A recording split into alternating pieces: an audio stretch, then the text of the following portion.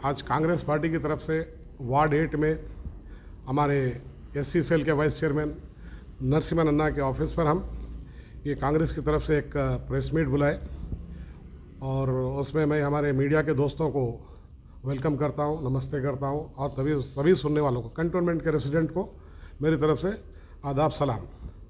आज का ये प्रेस मीट बुलाने का मकसद ये है कि कंटोनमेंट के रेसिडेंट्स को जो है धोखा दिया गया, टीआरएस या बीआरएस या केसीआर फ्री वाटर स्कीम एक फेक वाटर स्कीम निकली। आप लोग 2 दिन से मीडिया में सुन रहे इस चीज़ को कि वाटर वर्क्स जो है 52 करोड़ जो है कंटोनमेंट को बिल वापस भेजा, जबकि एक बार जियो निकलने के बाद वो बिल माफ़ हो गए। फ्री वाटर स्कीम ये सब इसका ढंढोरा पीटा गया और एमएलए साहब सायन्ना और टीआरएस के जितने लीडर हैं कंटोनमेंट में, एक उनको पानी से निलाए, दूध से निलाए, शहद से निलाए, पता नहीं क्या क्या करे और बहुत जश्न मनाए, खुशियाँ मनाए के हम पानी दिए। दूसरी तरफ एक नॉमिनेटेड मेंबर बोला मैं फ्री वाटर लेके आया। खैर उनके बारे में तो अलग बात करूँगा मैं, लेकिन अब ये फ्री वाटर स्कीम के नाम पे कंटोनमेंट के आवाम को धोखा दिया गया। अब ये 52 करोड़ रुपए कंटोनमेंट तो अपने जेब से या अपने ख़जाने से नहीं भरने वाले, वो पब्लिक से ही वसूल करेंगे। तो इसका जवाब कंटोनमेंट के एमएलए देना चाहिए, टीआरएस के लीडर्स जो कंटोनमेंट में है वो लोग देना चाहिए कि इसके ऊपर आपका स्टैंड क्या है। या आपकी गवर्नमेंट भी जुमलेबाज गवर्नमेंट है जो सेंट्रल में मोदी की गवर्नमेंट की तरह, मोदी गवर्नमेंट भी इसी तरह से जुमले कर रही है, जुमलेबाजी से लोगों को धोखा दे रही है।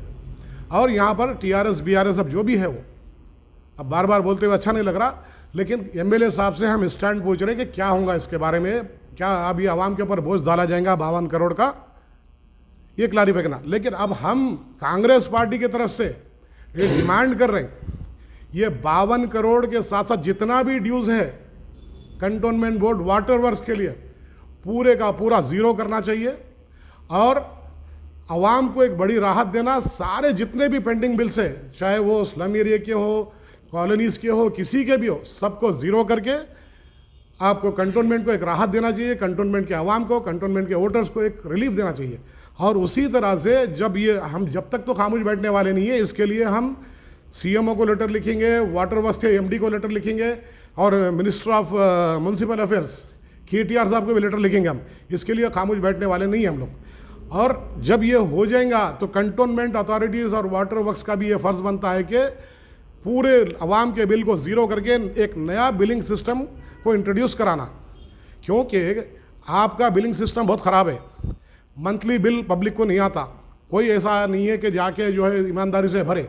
जिस तरह लाइट की बिल आती है हर महीना, उसी तरह से वाटर की बिल भी आई तो पब्लिक में एक अवेयरनेस आता और डिस्कनेक्शन डेट रहता उस पर, उस तरह से कोई भी भरती, इतने बिल पेंडिंग नहीं होते। गरीब लोग कहाँ से लाएंगे पैसे, ये एक हो गया। दूसरी चीज़, अब बहरहाल ये पानी के बिल के ऊपर फ्री वाटर स्कीम पर एमएलए साहब क्लैरिफाई देना प्रेस में आके। एमएलए सायना साहब से मैं डिमांड कर रहा हूँ कि आप ये क्लैरिफिकेशन देना है और बाकी जो टीआरएस के लीडर्स हैं यहाँ पर कंटोनमेंट में, इसके ऊपर क्लैरिफिकेशन देना। और कई चीज़ों में आप एमएलए साहब की तरफ से बहुत ही इग्नोरेंस हो रहा है यहाँ पे। बोलते कि भाई स्कीम्स दे रहे हैं, टीआरएस के लीडर कंटोनमेंट में बोलते हुए थकते नहीं, स्टेट गवर्नमेंट की स्कीम्स दे रहे हैं, हम वो कर रहे हैं। अरे दे रहे तो मेहरबानी नहीं कर रहे हैं, वो स्कीम्स इसलिए है कि यहाँ से एक एमएलए भी चुन के दे रहे हैं हम लोग। अगर हम एमएलए नहीं है तुम स्कीम कहाँ से देते हैं, और तुम्हारा फ़र्ज़ है करना, मेहरबानी नहीं कर रहे कंटोनमेंट के वहाँ पे, समझिए आप, कोई मेहरबानी नहीं है। और पिछले 2 साल में करीब 10 से 12 कम्युनिटी हॉल के फाउंडेशन स्टोन एमएलए साहब के हाथों रखे गए, वो आज तक काम कंप्लीट नहीं हुए। और मैं बोला तो फिर बोलते कि ये ऐसा बोलता वैसा बोलता, ये मेरा राइट है और मैं बोलूँगा भी। कारखाना और वेंकटराम नगर कॉलोनी, इसी तरह से बालमराई, बोइनपल्ली, जहाँ जहाँ भी कम्युनिटी हॉल के काम शुरू है अभी तक पूरे इनकम्प्लीट है। कई तो फाउंडेशन स्टोन तक के ऊपर ही ख़त्म है वो। इसके ऊपर अब ये काम कब कंप्लीट होगा, कब करेंगे बोला। कारखाने में भी अभी रिसेंटली बोले 23 अक्टूबर को माइनॉरिटी कम्युनिटी हॉल का फाउंडेशन स्टोन रखे गए। एमएलए साहब बहुत ज़बरदस्त ऐलान करे, वादे करे, लोगों के कान खुश कर दिए। 10 दिन में काम शुरू हो रहा, 10 दिन जाके आज 2 महीने होने आ रहे। 23 तारीख आए तो 2 महीने होते, ये नहीं हुआ। तो ये सब सारी चीज़ों से मैं एमएलए साहब से क्लैरिफिकेशन लेना चाह रहा हूँ। अब रही बात हमारे ड्रामा कृष्णा नॉमिनेटेड मेंबर जो है कंटोनमेंट की पब्लिक को मिसगाइड कर रहे, मिसगाइड करके ये बोल रहे हैं कि मैं टीपीटी लाया, నేను తెచ్చిన टीपीटी केस बेटी నేను తెచ్చిన उचिता नील अरे कहाँ से लाए बाबा तुम, किधर से लाए? टीपीटी वो हमारा हक है, आया तुम केस डाले, अच्छा करे, लेकिन मैं आपको बोल रहा हूँ, इससे पहले भी मीडिया में बोला, आपको चैलेंज करके बोला कि आप अपने मिनिस्ट्री ऑफ डिफेंस पे क्या केस डाल सकते? जो 700+ crore army service charges due है सिकंदराबाद कंटोनमेंट बोर्ड को, वो ला सकते हो तुम? अगर वो लाए तो मैं मान लूँगा तुमको कि चलो भाई ये काम वाला बंदा है, काम का बंदा है। और इसी तरह से कुछ बीजेपी के लीडर्स ये बोल रहे हैं कि पिछले 6 साल में काम नहीं हुआ, जो अब पिछले 6 महीने में हो रहा वो नॉमिनेटेड मेंबर की तरफ से। तो इसमें मैं एक बात बता दूं, आवाम, आप पब्लिक से ये मेरी गुजारिश है, इसको समझो इस बात को, एक क्रोनोलॉजी देखो इन लोगों की। 6 साल में 3.5 साल यही नॉमिनेटेड मेंबर आज के रामाकृष्णा साहब वाइस प्रेसिडेंट थे, 3.5 साल वाइस प्रेसिडेंट में रहे, उसके बाद भी इन्होंने ना टीपीटी लाए ना सर्विस चार्जेस लाए। तो अब ये 6 महीने में क्या ऐसा खजाना लेके आ गए अलाउद्दीन का ऐसा चिराग घस के, ऐसा अलाउद्दीन का चिराग घस से खजाना आगा भी इन्होंने डेवलपमेंट कर रहे हैं।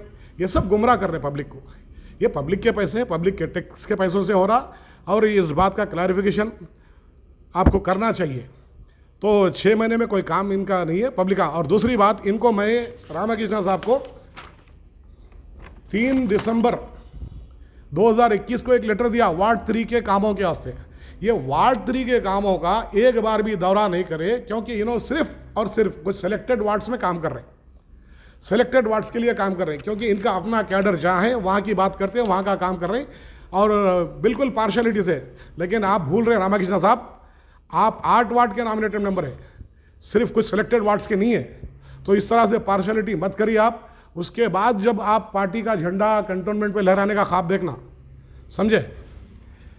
तो आप एक पार्शल लीडर है, और ये सर्विस चार्जेस कब ला रहे इसके बारे में आप क्लैरिफिकेशन देना। उसके बाद जो है ना, आपको हम खुद आगे जो है आपकी गुलपोशी करेंगे।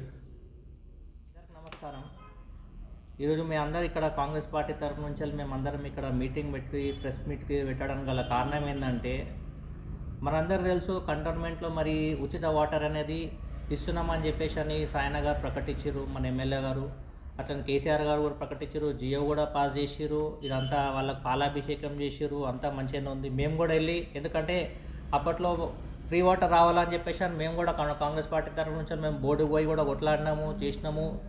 ఇక మిగతా పార్టీ వాళ్ళు కూడా కొట్టారు, ఇది అందరు కృషితో చేసుకుంటే వచ్చిందే ఇప్పుడు ఫ్రీ వాటర్। సో ఓకే, ఇది అందరు కూడా క్రెడిట్ ఇస్తాం, దానికి మేమేమి చేసినామని మేము చెప్తలేము। కానీ ఒకటి మాకు ఇక్కడ ఒక క్లారిఫికేషన్ ఏం కావాలంటే, ఇప్పుడు మాకు ఉచిత వాటర్ అనగానే సీఎం గారికి మీరు మొత్తం పాలాభిషేకాలు చేసారు, ఓకే, కానీ మాకు ఇప్పుడు ఇక్కడ మొన్న కంటోన్మెంట్కి మరి 52 crores బాకీ వాటర్ బిల్ అని చెప్పేసి అని మళ్ళీ మాకు వచ్చింది। ఇప్పుడు ఆ 52 crores ఎవరు ఇవ్వాలి పైసలు? ఇప్పుడు ఉచిత వాటర్ చేసినాక మీకు ఉచితంగా మళ్ళీ ఉచిత వాటర్ వచ్చినాక మేము పైసలు ఎందుకు కడతాం దానికి? అంటే ఇప్పుడు ఒకటి నాకు ఈ సీఎం మన ఎమ్మెల్యే గారిని క్లారిఫికేషన్ అడుగుతున్నా, ఎందుకంటే దీని పట్ల వచ్చి వాళ్ళు మాట్లాడాలా, ఎందుకంటే పబ్లిక్ కూడా వెయిట్ చేస్తున్నారు, దీనికి అసలు ఏంది, దీని ముగింపు ఏంది అనేది ఎవరు కూడా అర్థమవుతలే। మేము కూడా ఇప్పుడు డైలమాలో పడ్డాం, మీరు మొత్తం పాలాభిషేకాలు చేయగానే అరే ఓకే ఇచ్చారు కదా చేసుకురు కానీ మేము కూడా సంతోషపడతాం, మీకు కూడా వచ్చి మేము సన్మానం కూడా చేసినాం మేము, ఎందుకంటే మాకు కంటోన్మెంట్కి ఒక మంచి పని జరిగింది కదా అని చెప్పేసి అని। కానీ ఇప్పుడు చూస్తే 52 crores మళ్ళీ దానికి బాకీ ఉందని చెప్పేసి అని వచ్చింది। ఇది ఎందుకు వచ్చిందో దీనిపైన క్లారిటీ ఇవ్వాలా। ఇంకొకటి, ఈ దీనిపైన ఇప్పుడు మళ్ళీ ఆధార్ లింక్ చేస్తున్నారు, అంత చేస్తున్నారు, ఓకే ఇది ఓకే, దీన్ని పక్కన పెట్టేస్తే ఈ 52 crores మాత్రం కంటోన్మెంట్ ప్రజలు ఎవరు కూడా కట్టరు, ఎందుకంటే ప్రజల నుంచే మీరు పైసా వసూలు చేస్తారు కాబట్టి దీని పట్ల మేము ఖచ్చితంగా స్పందిస్తాము, ధర్నాలు కూడా చేయడానికి మేము వెనుకోకపోము, ఎందుకంటే కంటోన్మెంట్ ప్రజలకు మేము వాళ్ళకి మంచి చేయాలని చెప్పేసి మేము ముందుకుంటాం, ఎప్పుడు కూడా మా కాంగ్రెస్ పార్టీ ముందుకు వస్తే దీనికోసమని। ఇప్పుడు దానిపైన మా క్లారిటీ కూడా ఇవ్వాలి, దీని 52 crores దానికి ఏముందో ఆ పైసలు వసూలు చేయడానికి అని చెప్పేసి పాత బిల్లులు తీసి ముంగడ పెట్టి ఇప్పుడు ఇవన్నీ కట్టాలని చెప్పేసి వస్తే మాత్రం దీనిపైన పెద్ద చర్య తీసుకోవాల్సి వస్తుంది। ఇంకొకటి ఏంటంటే, దీనిపైన ఎమ్మెల్యే గారు కూడా వచ్చి మేము మంచిగా అడుగుతున్నాం, వాళ్ళకు కూడా మేము ఏం చెప్తున్నాం వచ్చి ఒక క్లారిఫికేషన్ మాకు కావాలా, టీఆర్ఎస్ పార్టీ నుంచి వాళ్ళకు ఒక క్లారిఫికేషన్ మాకు ఇస్తే మాకు కూడా, ఎందుకంటే చెప్పుకోవడానికి కూడా మాకు ఏదైనా ఉంటుంది। నెక్స్ట్ ఇంకొకటి ఏంటి అని అంటే, మన టీపీటీ నిధుల కోసం చెప్తా ఉంటే నిన్న మన రామకృష్ణ గారు ఈ టీపీటీ నిధులు నేనే తీసుకొచ్చినా అని చెప్తా ఉన్నాడు, ఇంకా 32 కోట్లు కూడా తీసుకొస్తా నిన్న ఓపెన్గా చెప్తా ఉన్నాడు, ఎట్లా వస్తాయో కూడా చెప్తా అనేసి అని అంటుండు।